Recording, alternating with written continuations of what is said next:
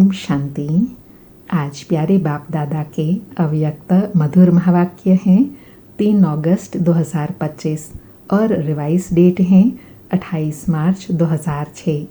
आज की मुरली के सार में विश्व कल्याणकारी बाबा ने वर्तमान समय अनुसार विश्व की आत्माओं को दुख से छुड़ाने के लिए कहा विशेष मनसा सेवा को बढ़ाना है। और उसके लिए बाबा ने स्मृति दिलाई कि बाबा ने जो बच्चों को अखुट खजाने दिए हैं उसका मालिक बनना है। और कहा कि जो अखुट खजानों को धारण करते हैं, खजानों से भरपूर आत्मा चेहरे से नयनों से भरपूर दिखाई देती है। जैसे स्थूल खजाना प्राप्त करने वाली आत्मा के चलन से चेहरे से मालूम पड़ता है, तो बाबा कहे यह तो फिर अविनाशी खजानों का नशा है। खुशी स्पष्ट दिखाई देती है। संपन्नता का फकोर नशा बेफिक्र बादशाह बना देता है। बाबा कहे जहाँ ईश्वरीय फकोर है वहाँ फिर कोई फिक्र नहीं रह सकती। फिर पूछा कोई फिक्र है क्या? क्या होगा, कैसे होगा, कोई फिक्र है क्या? क्योंकि अभी तुम त्रिकालदर्शी स्थिति में स्थित रहने वाले जानते हो, जो हुआ अच्छा, जो हो रहा है वो भी अच्छा, और जो होने वाला है वो तो बहुत अच्छा। इसलिए फकुर में रहते हो और सर्वशक्तिवान बाप के साथी हो, साथ रहने वाले हो, तो फिर क्या फिक्र है। और अंडरलाइन कराते कहा कि हर एक बच्चे को नशा है, फकुर है कि बाप दादा सदा हमारे दिल में रहते हैं और हम सदा बाप के दिल तख्त पर रहते हैं। तो जो परमात्मा दिल तख्त नशीन रहते हैं उसके संकल्प में तो क्या स्वप्न में भी दुख की लहर लेस मात्र भी नहीं आ सकती। फिर बाबा ने विश्व सेवा में सफलता प्राप्त करने की विधि बताई। 3 बातें विधि पूर्वक हो। उसमें बाबा कहे एक है निमित्त भाव, दूसरा है निर्माण भाव और तीसरा है निर्मल वाणी निर्मल स्वभाव। इन सब में जितना जमा करते जाएंगे उतना सेवा में सफलता प्राप्त करेंगे। फिर बाबा ने 6 प्रकार के खजाने बताए और साथ में उसको जमा करने की विधि बताई। और लास्ट में बाबा कहे स्वयं को जीवन मुक्ति स्वरूप बनाना और सर्व आत्माओं को मुक्ति का वर्षा दिलाना, यह है स्थापना करता आत्माओं का श्रेष्ठ कर्म। सुनते हैं प्यारे अव्यक्त बाप दादा के महावाक्य, विश्व सेवा के लिए संपन्न और संपूर्ण कैसे बने। आज की अव्यक्त मुरली का हेडिंग है विश्व की आत्माओं को दुखों से छुड़ाने के लिए मनसा सेवा को बढ़ाओ, संपन्न और संपूर्ण बनो। विश्व की आत्माओं को दुखों से छुड़ाने के लिए मनसा सेवा को बढ़ाओ, संपन्न और संपूर्ण बनो। आज बाप दादा कहे आज सर्व खजानों के मालिक बाप दादा अपने चारों ओर के सर्व खजानों से संपन्न बच्चों को देख रहे हैं।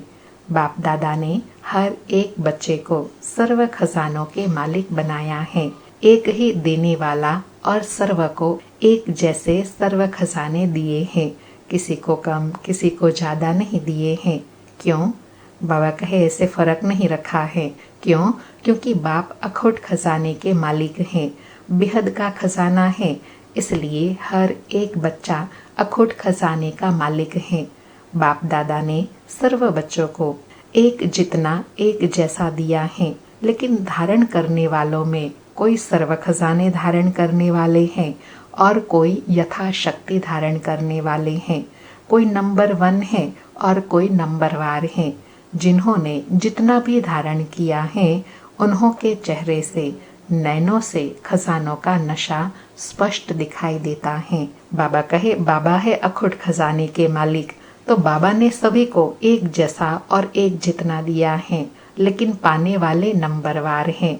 और उसकी पहचान कौन सी होती है? जितनी धारणा होती जाती है उतना चेहरे से नैनों से उनकी धारणा उनका नशा स्पष्ट दिखाई देता है। बाबा कहे खजाने से भरपूर आत्मा चेहरे से नैनों से भरपूर दिखाई देती है। जैसे स्थूल खजाना प्राप्त करने वाली आत्मा के चलन से चेहरे से मालूम पड़ जाता है, तो यह अविनाशी खजानों का नशा खुशी स्पष्ट दिखाई देती है। बाबा एग्जाम्पल देकर समझा रहे हैं कि जैसे स्थूल खजाने के जो मालिक होते हैं उनके चेहरे और चलन से मालूम पड़ जाता है कि यह संपन्न है, ऐसे जो अविनाशी खजाने की मालिक आत्मा है उनके चेहरे और चलन से नशा और खुशी स्पष्ट दिखाई देंगी। बाबा कहे संपन्नता का फकूर बेफिक्र बादशाह बना देता है। जहाँ ईश्वरीय फकूर है वहाँ फिक्र हो नहीं सकता। बेफिक्र बादशाह बेगमपुर के बादशाह बन जाते हैं। तो आप सभी ईश्वरीय संपन्नता के खजाने वाले बेफिक्र बादशाह हो ना। बेगमपुर के बादशाह हो, कोई फिक्र है क्या? बाबा कहे आपको बाबा ने क्या बनाया? बेगमपुर का बेफिक्र बादशाह। तो कोई फिक्र है क्या? कोई गम है? क्या होगा, कैसे होगा, इसका भी फिक्र नहीं। त्रिकालदर्शी स्थिति में स्थित रहने वाले जानते हो जो हो रहा है वह सब अच्छा है, जो होने वाला है वह और अच्छा। क्यों? बाबा कहे जो हो रहा है वो भी अच्छा है और जो होने वाला है वो भी अच्छा है। क्यों? क्योंकि सर्वशक्तिवान बाप के साथी हो, साथ रहने वाले हो। हर एक को नशा है, फकुर है कि बाप दादा सदा हमारे दिल में रहते हैं और हम सदा बाप दादा के दिल तख्त पर रहते हैं। तो ऐसा नशा है ना। बाबा ने नशा दिलाकर फिर पूछा कि बच्चे भी ऐसे फकुर में नशे में रहते हैं ना कि बाप दादा हमारे दिल में रहते हैं और हम बाप दादा के दिल तख्त पर रहते हैं। बाबा कहे जो दिल तख्त नशीन है उसके संकल्प तो क्या, स्वप्न में भी दुख की लहर लेस भी नहीं आ सकती उसमें। क्यों? बाबा कहे जो बच्चे बाप दादा के दिल तख्त पर रहने वाले हैं उनके जीवन में दुख की लहर लेस मात्रा भी नहीं आती। क्यों? क्योंकि सर्व खजानों से भरपूर हैं। जो भरपूर चीज होती है उसमें हलचल नहीं होंगी। तो चारों ओर के बच्चों की संपन्नता देख रहे थे। हर एक का बाप दादा ने जमा का खाता चेक किया। खजाना तो अखुट मिला है, लेकिन जो मिला है उस खजाने को कार्य में लगाते खत्म किया है। वह मिले हुए खजाने को कार्य में भी लगाया है और बढ़ाया भी है। कितने परसेंटेज में हर एक के खाते में जमा है, क्योंकि यह खजाना सिर्फ अब इस समय के लिए नहीं है। यह खजाना भविष्य में भी साथ में चलना है। जमा हुआ ही साथ जाएगा। बाबा कहे बाबा खजाना क्यों चेक कर रहे हैं? क्योंकि अभी जो जितना जमा करता है वह अभी भी प्राप्ति कराता है और अभी का जमा किया हुआ ही भविष्य में साथ में जाएगा। बाबा कहे तो परसेंटेज देख रहे थे। कहे तो परसेंटेज में क्या देखा? सेवा तो सभी बच्चे यथा योग व यथा शक्ति कर रहे हैं, लेकिन सेवा का फल जमा होना उसमें अंतर हो जाता है। कई बच्चों का जमा का खाता देखा, सेवा बहुत करते, लेकिन सेवा करने का फल जमा हुआ या नहीं उसकी निशानी क्या होंगी? सेवा कोई भी, चाहे मनसा, चाहे वाचा, चाहे कर्मणा, तीनों में 100% मार्क्स होती है। तीनों में 100 है। सेवा तो की, लेकिन अगर सेवा करने के समय व सेवा के बाद स्वयं अपने मन में अपने से संतुष्ट हैं और साथ में जिनकी सेवा की, जो सेवा के साथी बनते हैं, वह सेवा करने वाले को देखते हैं, सुनते हैं, वह भी संतुष्ट है, तो समझो जमा हुआ। स्व की संतुष्टता सर्व की संतुष्टता नहीं है, तो परसेंटेज में जमा का कम हो जाता है। बाबा कहे यथार्थ सेवा की विधि पहले भी बताई है। 3 बातें विधि पूर्वक है तो जमा है, वह सुनाया है। एक निमित्त भाव, दूसरा निर्माण भाव और तीसरा निर्मल स्वभाव, निर्मल वाणी। भाव, भावना और स्वभाव। स्वभाव बोल। अगर यह तीनों बातें से एक भी बात कम है, एक है दो नहीं है, दो है एक नहीं है, तो वह कमजोरी जमा की परसेंटेज कम कर देती है। बाबा ने यथार्थ जमा करने की विधि बताई कि सदा निमित्त भाव रहे, निर्मल वाणी रहे, निर्मल स्वभाव हो, अर्थात भाव, भावना, स्वभाव और बोल, इन सब बातों में अगर जमा होता है तो जमा की परसेंटेज बढ़ती जाती है। तो बाबा कहे चारों ही सब्जेक्ट में अपने आप को चेक करो, क्या 4 ही सब्जेक्ट में हमारा खाता जमा हुआ है? क्यों? बाबा कहे चेक करना क्यों जरूरी है? क्योंकि बाप दादा ने देखा है कि कईयों की 4 बातें जो सुनाई, भाव, भावना, स्वभाव और बोल, उस प्रमाण कई बच्चों का सेवा समाचार बहुत है, लेकिन जमा का खाता कम है। बाबा कहे हर एक को चेक करो। ज्ञान का खजाना अर्थात जो भी संकल्प कर्म किया वह नॉलेजफुल होकर के किया, साधारण तो नहीं हुआ। योग अर्थात सर्वशक्ति का खजाना भरपूर हो तो चेक करो हर दिन की दिनचर्या में समय प्रमाण जिस शक्ति की आवश्यकता है उसी समय वह शक्ति ऑर्डर में रही। मास्टर सर्वशक्तिवान का अर्थ ही है मालिक। ऐसे तो नहीं कि समय बीतने के बाद शक्ति का सोचते ही रह जाए। अगर समय पर ऑर्डर करने पर शक्ति इमर्ज नहीं होती, एक शक्ति को भी अगर ऑर्डर में नहीं चला सकते तो निर्विघ्न राज्य के अधिकारी कैसे बनेंगे।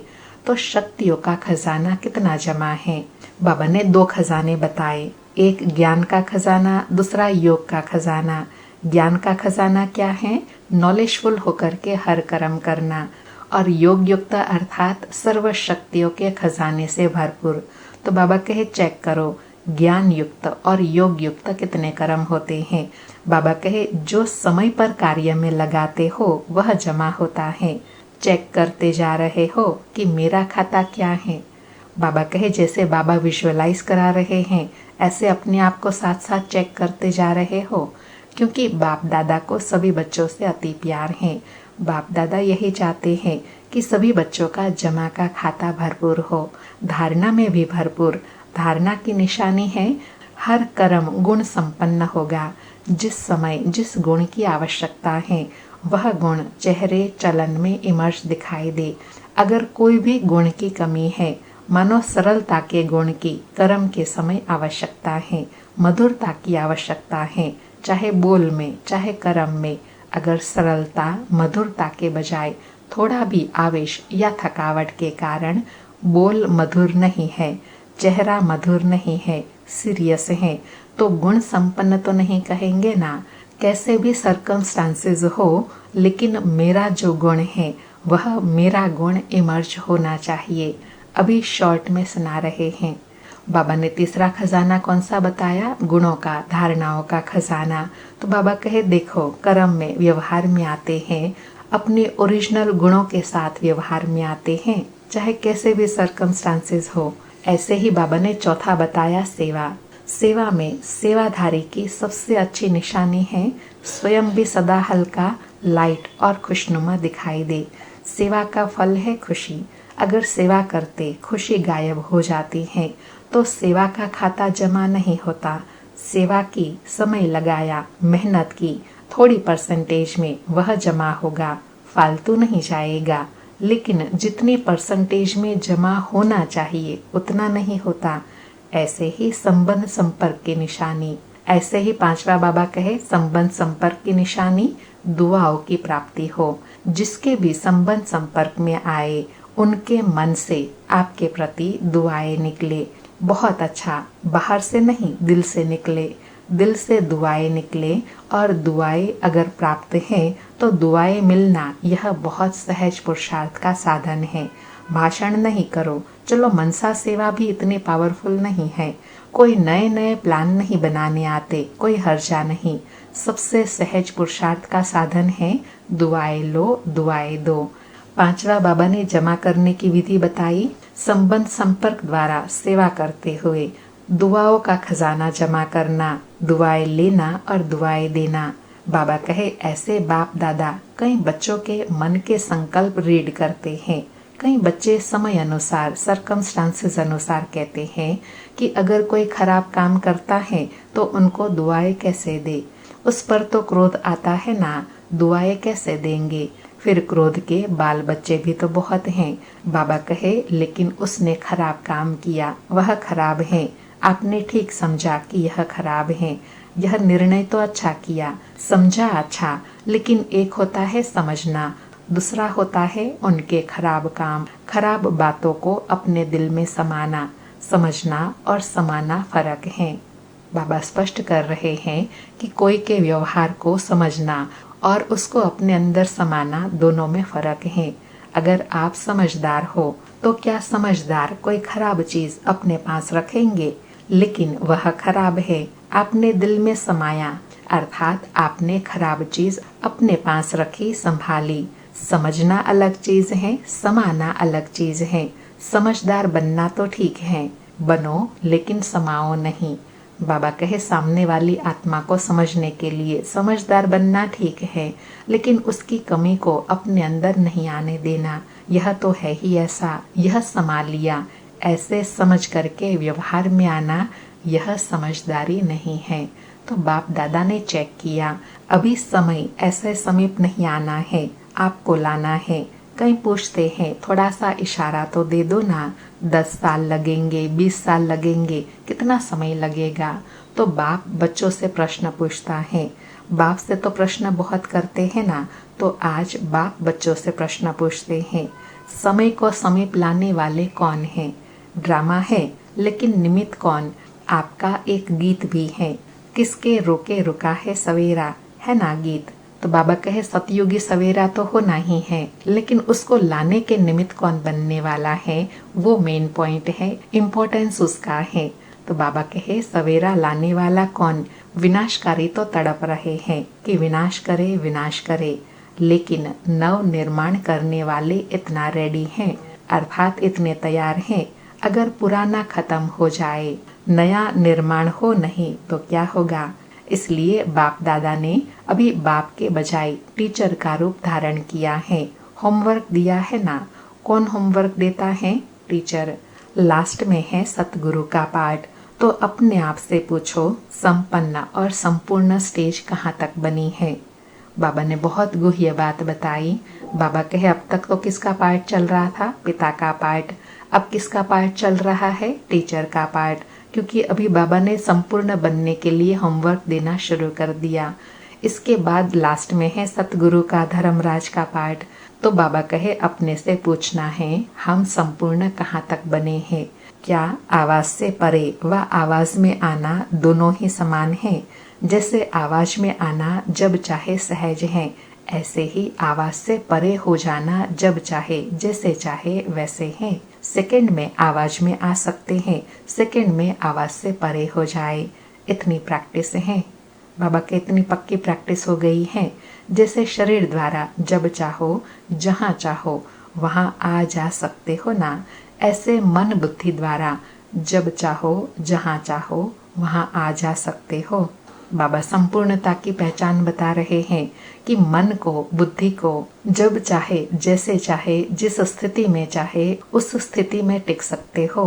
बाबा कहे क्योंकि अंत में पास मार्क्स उसको मिलेंगी जो सेकंड में जो चाहे जैसे चाहे जो ऑर्डर करना चाहे उसमें सफल हो जाए।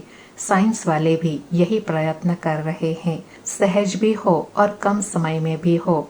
तो ऐसी स्थिति है, क्या मिनटों तक आए हैं, सेकंड तक आए हैं, कहाँ तक पहुँचे हैं। बाबा कहे जैसे light house might house second में ऑन करते ही अपनी लाइट फैलाते हैं, ऐसे आप सेकंड में लाइट हाउस बन चारों ओर लाइट फैला सकते हो। यह स्थूल आंख एक स्थान पर बैठे दूर तक देख सकती है ना, फैला सकती है ना अपनी दृष्टि। ऐसे आप तीसरे नेत्र द्वारा एक स्थान पर बैठे चारों ओर वरदाता विधाता बन नजर से निहाल कर सकते हो। अंडरलाइन बाबा ने एग्जाम्पल देकर बताया कि जैसे आंखें एक स्थान पर बैठे हुए भी कितना दूर तक देख सकती हैं, ऐसे ही बाबा कहे तीसरे नेत्र के द्वारा वरदाता और विधाता बनकर अनेक आत्माओं को निहाल कर सकते हो। तो बाबा कहे अपने को सब बातों में चेक कर रहे हो, इतना तीसरा नेत्र क्लीन और क्लियर है। बाबा कहे सेवा के लिए क्या चेक करना है? ज्ञान का तीसरा नेत्र क्लीन और क्लियर चाहिए। सभी बातों में अगर थोड़ा भी कमजोर है तो उसका कारण पहले भी सुनाया कि यह हद का लगाव मैं और मेरा है। जैसे मैं के लिए स्पष्ट किया था, सभी ने यह होमवर्क किया। जो इस होमवर्क में सफल हुए वह हाथ उठाओ। बाबा लास्ट की मुरली रिवाइज करा रहे हैं। उसमें बाबा ने 3 मैं बताया था, तो बाबा ने कहा 1 मैं रखो और बाकी 2 मैं को समाप्त कर दो। मैं आत्मा हूँ, मास्टर सर्वशक्तिवान हूँ, बाबा का बच्चा हूँ। तो बाबा वही रिवाइज करा रहे हैं कि 2 मैं को समाप्त कर 1 मैं रखी है ना। सभी ने यह होमवर्क किया। बाप दादा ने सबको देखा। हिम्मत रखो, डरो नहीं, हाथ उठाओ। अच्छा है, मुबारक मिलेंगी, बहुत थोड़े हैं। बाबा कहे इन सब के हाथ टीवी में दिखाओ। बहुत थोड़ों ने हाथ उठाया है। अभी क्या करें? बाबा कहे रिजल्ट बहुत कम है तो अभी क्या करें? सभी को अपने ऊपर हंसी भी आ रही है। बाबा कहे अच्छा, दूसरा होमवर्क था क्रोध को छोड़ना है। यह तो सहज है ना, तो क्रोध को किसने छोड़ा है? इतने दिनों में क्रोध नहीं किया, इसमें बहुतों ने हाथ उठाया, इसमें थोड़े ज्यादा हैं जिन्होंने क्रोध नहीं किया। बाबा कहे आपके आसपास रहने वालों से पूछेंगे, जिन्होंने हाथ उठाया वह खड़े हो जाओ। अच्छा, बहुत है, क्रोध नहीं किया है, संकल्प में मन में क्रोध आया, चलो फिर भी मुबारक हो। बाबा कहे जैसे भी क्रोध नहीं किया उनके लिए मुबारक हो, अगर मन में आया मुख से नहीं किया तो भी मुबारक हो। बहुत अच्छा, तो आप ही रिजल्ट के हिसाब से देखो, क्या स्थापना का कार्य स्व को संपन्न बनाना और सर्व आत्माओं को मुक्ति का वर्षा दिलाना यह संपन्न हुआ है। बाबा कहे अपनी स्थिति और पुरुषार्थ के रिजल्ट से देखो कि स्थापना का कार्य कितना संपन्न हुआ कहेंगे।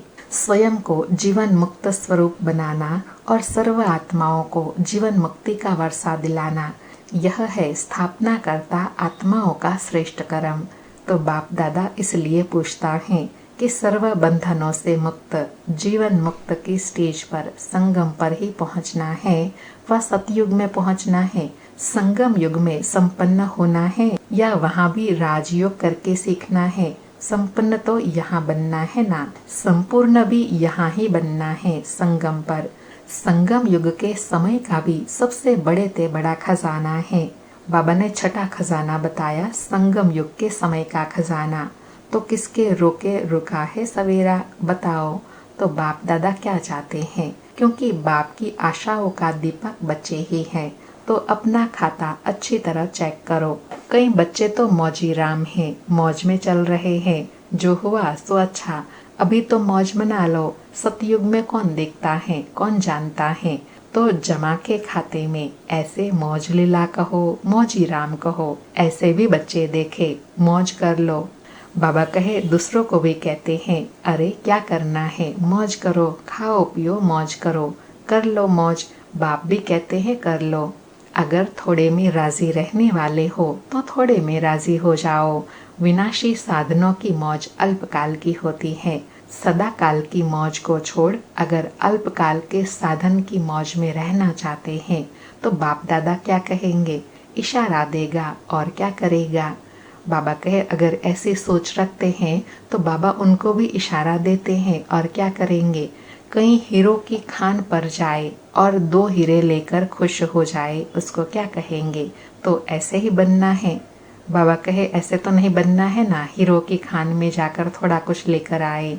अतीन्द्रिय सुख के मौज के झूले में झूलो, अविनाशी प्राप्तियों की झूले के मौज में झूलो। ड्रामा को देखो, माया का पार्ट भी विचित्र है। इसी समय ऐसे ऐसे साधन निकले हैं जो पहले थे ही नहीं, लेकिन बिना साधन के भी जिन्होंने साधना की, सेवा की, वह भी तो एग्जाम्पल सामने है ना। क्या यह साधन थे, लेकिन सेवा कितनी हुई? अर्थात सेवा के लिए साधनों पे डिपेंडेंट नहीं रहना है, पहले भी इन साधनों के बिना सेवाएं हुई ना। बाबा कहे क्वालिटी तो निकली ना, आदि रत्न तो तैयार हो गए ना। यह साधनों की आकर्षण है। साधनों को यूज करना रॉन्ग नहीं कहते हैं, लेकिन साधना को भूल साधन में लग जाना, इसको बाप दादा रॉन्ग कहते हैं। साधन जीवन में उड़ती कला का साधन नहीं है, आधार नहीं, साधना आधार है।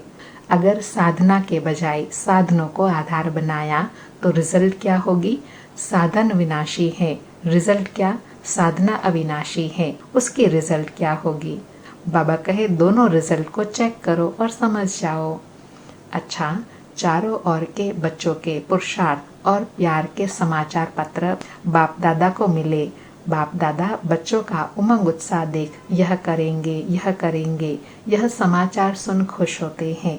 अभी सिर्फ जो हिम्मत रखी है, उमंग उत्साह रखा है, इसको बार बार अटेंशन दे प्रैक्टिस में लाना, यही सभी बच्चों के प्रति बाप दादा के दिल की दुआएं हैं।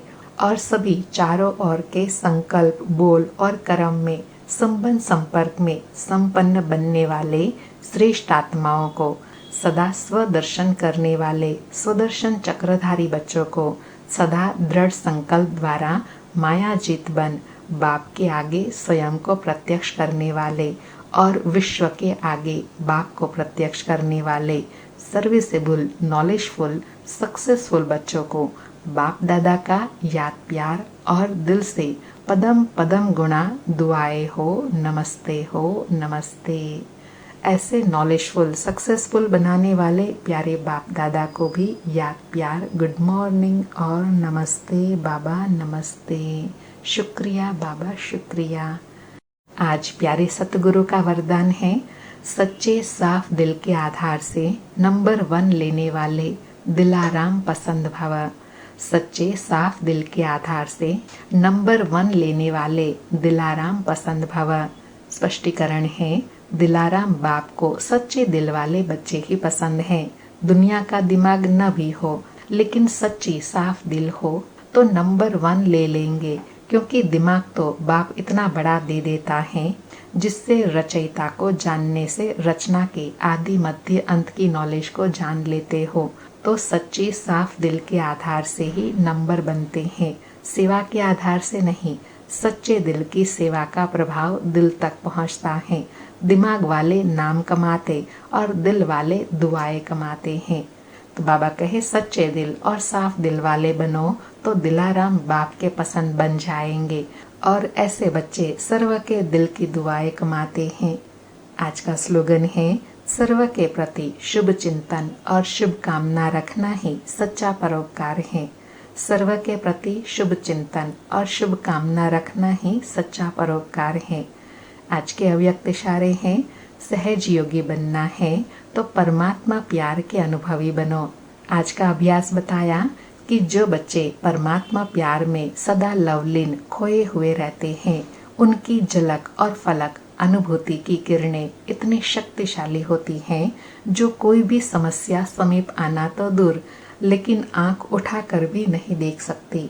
उन्हें कभी भी किसी भी प्रकार की मेहनत नहीं हो सकती। अच्छा, ओम शांति। फिर से शुक्रिया बाबा, शुक्रिया। अखुट खजाना देने के लिए शुक्रिया बाबा, शुक्रिया।